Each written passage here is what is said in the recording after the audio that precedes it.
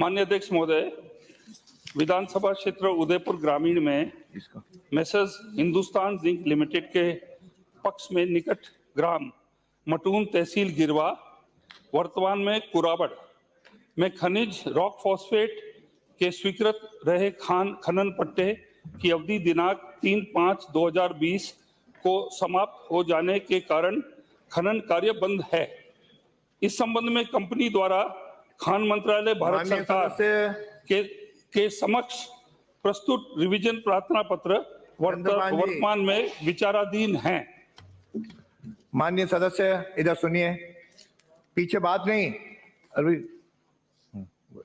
माननीय अध्यक्ष महोदय, मैं मंत्री महोदय जी से ये पूछना चाहता हूं कि इस मटून माइंस की मतलब लंबी चौड़ी जमीन है और उसमें बहुत कीमती रॉक फॉस्फेट निकल रहा है और उसको मतलब बंद करने का क्या कारण रहा और अभी तक उसको क्यों चालू नहीं की? आज वो बेशकीमती जमीन भी उनके कब्जे में है। अगर इसको नहीं चालू कर सकते हैं तो उस जमीन को कहीं दूसरी छोटी छोटी यूनिट को क्यों नहीं देकर स्थानीय लोगों को रोजगार देने का विचार है? माननीय मंत्री जी। माननीय अध्यक्ष महोदय, हिंदुस्तान जिंक लिमिटेड को रॉक फॉस्फेट की माइनिंग के लिए उनको लीज अवार्ड किया था 1970 में 20 साल के लिए, मतलब कि 1990 तक। ये उनका जो है 2 बारी ये लाइसेंस रिन्यू हुआ है और फिर 1990 से 2010 तक कर दिया गया। इन्होंने रिन्यूअल 2010 के लिए मांग करी थी और इनको जो एक स्पेशल कोर्ट का ऑर्डर आया था जिससे इन्होंने एक नई शर्त डाल दी थी कि खाली कैप्टिव माइनिंग वाली माइंस को ही लाइसेंस दिया जाएगा, क्योंकि कैप्टिव माइनिंग का जो है एक नया दौर शुरू हुआ है, चाहे वो कोल में भी हो।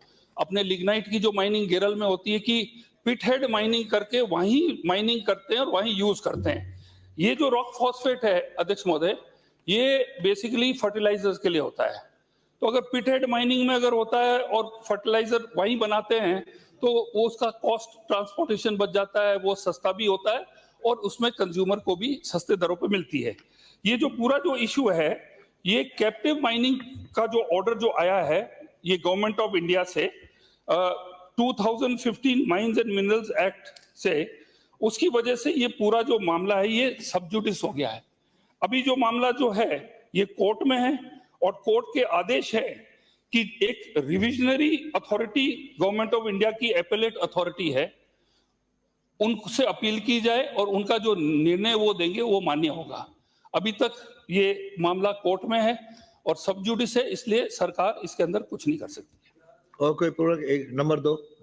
अध्यक्ष महोदय, इसमें तो ये स्टेकार कोर्ट का तो ब्यौरा नहीं दिया, मगर मंत्री महोदय कह रहे हैं तो आपके माध्यम से मैं केवल मंत्री महोदय से यह पूछना चाहता हूं कि सरकार अच्छा वकील करके और इस स्टे को या गवर्नमेंट इस कोर्ट को कह के इस माइंस को चालू करवाएं और वहां के स्थानीय लोगों को रोजगार दें।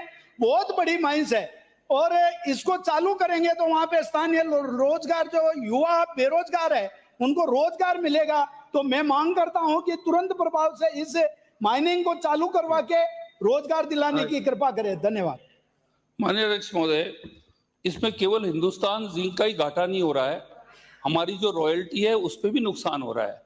तो उसके अंदर स्टेट भी सफर कर रहा है, हिंदुस्तान जिंक कंपनी भी सफर कर रही है, एम्प्लॉयमेंट भी प्रभावित हो रहा है।